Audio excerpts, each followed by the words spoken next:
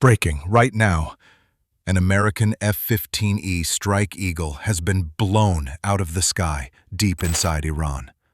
Both crew members ejected into enemy territory. One has already been rescued in a daring raid, but the second American airman is still missing, hunted on the ground as we speak. For 5 weeks in Operation Epic Fury, the U.S. and its allies ruled the skies, hammering Iran's nuclear sites, missile bases, and top regime leadership, even taking out Supreme Leader Khamenei. Then, on April 3rd, everything shattered. Iranian defenses locked on and ripped apart this powerful twin-engine fighter jet. Iranian state media quickly released photos and video of the smoldering wreckage, clear U.S. markings visible. This is the first manned U.S. combat jet lost inside Iran since the war began. At almost the exact same time, another U.S. aircraft was also hit. The danger on this day was extreme, and it's far from over. U.S. officials confirmed the shootdown. Both crew members ejected safely at first. One airman has already been pulled to safety. But now, the real fight has moved to the ground, and the search for the second crew member has turned into a high-stakes combat rescue deep behind enemy lines.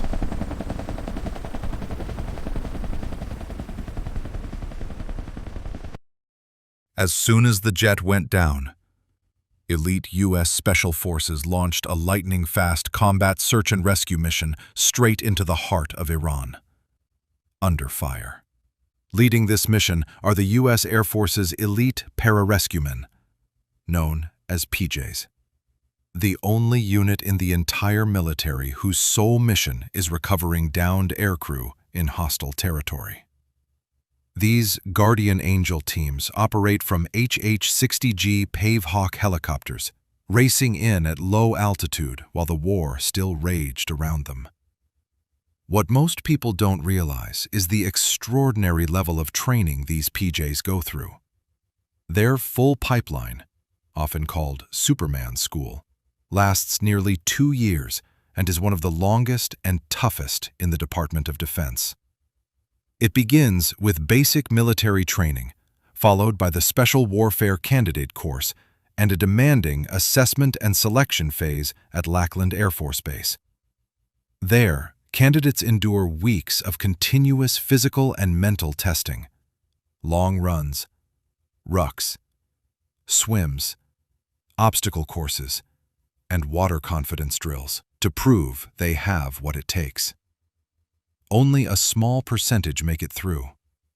Next comes the pre-dive course, which builds extreme water skills and mental toughness.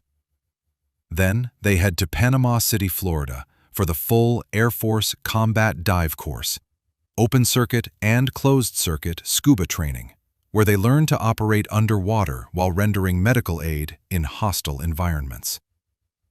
After that, they complete Army Airborne School for static line parachuting, followed by military freefall training, mastering high-altitude, low-opening, and high-altitude, high-opening jumps, so they can infiltrate anywhere from the sky.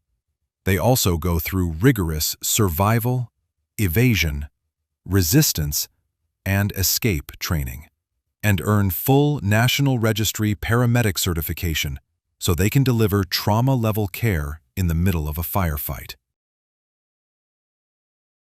All of this culminates in the Pararescue Apprentice Course, where they integrate every skill: small unit tactics, weapons, mountain warfare, confined space rescue, and more, into seamless combat search and rescue operations.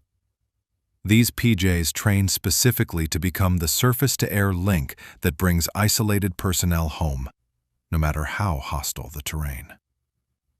Supporting them was a US A-10 Warthog, the legendary Warthog Close Air Support Jet, flying low to provide cover and firepower. But the danger exploded. That A-10 was struck by Iranian fire. The lone pilot fought to keep the damaged aircraft airborne, nursing it out toward the Persian Gulf near the Strait of Hormuz before ejecting safely. He was rescued moments later. Meanwhile, the rescue helicopters themselves came under heavy small arms fire from Iranian ground forces, wounding crew members. Yet the PJs refused to turn back. Iranian officials have even offered rewards for anyone who captures or provides information on the missing F-15E airmen. Now, here's what the missing crew member is trained to do right now. Details you won't hear on standard news coverage. Every F-15E pilot and weapons systems officer completes the military's full Level C survival, evasion, resistance, and escape, or SERE program. SERE training is broken into 4 core phases that the downed airman is living through in real time. First, the survival phase. Immediate post-ejection priorities. Hide the parachute canopy to avoid detection. Move quickly away from the crash site under cover of darkness. Locate or improvise shelter, and secure water using purification tabs from the survival vest while rationing limited emergency food. Second, the evasion phase. The airman is now using pre-planned evasion routes, natural terrain for camouflage and concealment, and strict noise and light discipline to avoid patrols and civilians. They only signal with their compact survival radio beacon or mirror when they positively identify friendly aircraft overhead. If captured, the third phase, resistance, kicks in. This is where they apply code of conduct training to resist exploitation, interrogation, and psychological pressure while maintaining their identity and honor. And finally, the escape phase. Constantly assessing opportunities for breakout, weighing risks, and planning a return to friendly forces. In their survival vest and ejection seat kit, the pilot carries a compact survival radio with beacon, signal mirror, flare kit, water purification tabs, basic medical supplies, and a small amount of emergency food. For self-defense, they have a sidearm, usually a 9mm pistol, and in many F-15E configurations, a compact GAU 5/A survival rifle broken down in the seat kit. But the core strategy drilled into them is never to fight their way out. It's to buy time, stay hidden, and link up with the rescue force before the enemy closes in. Every single second is a matter of life or death. In a breathtaking operation under fire, the pararescuemen located and extracted 1 crew member alive. That airman has been rushed out of Iran and is receiving medical treatment. We're praying and hoping that this crew member, this weapons systems officer, will be recovered. What do you make of where things stand now? Because the clock is ticking. Yeah, this is a difficult one, Griff. I mean, every member of our elite forces, you look at the combat search and rescue, pararescue. The mission isn't over. The exhaustive search for the second crew member continues right now. As of April 4th, 2026, the courage shown by these pararescuemen is nothing short of heroic. This single day has sent shockwaves through the entire Iran conflict. Is U.S. air dominance starting to crack? For weeks, the narrative was total control of the skies. Now, Iran has proven its remaining air defenses can still strike back hard, downing a top-line F-15E and hitting a supporting A-10 on the same day. The human cost is climbing fast. Global oil markets are spiking wildly. Regional allies are on high alert. With 1 American still unaccounted for in enemy territory, the risk of further escalation has never been higher. President Trump has said this incident won't derail ongoing negotiations. but many analysts fear it could push the war into an even more dangerous phase. Yet, amid the chaos and loss, the extraordinary bravery of these pilots and pararescuemen stands out. They fly and fight into the unknown so others don't have to. One airman is safe tonight. We continue to hold hope for the safe return of the second. This has been one of the most dramatic and dangerous days yet in the Iran war. A stunning shootdown followed by a heroic rescue mission that's still unfolding under fire.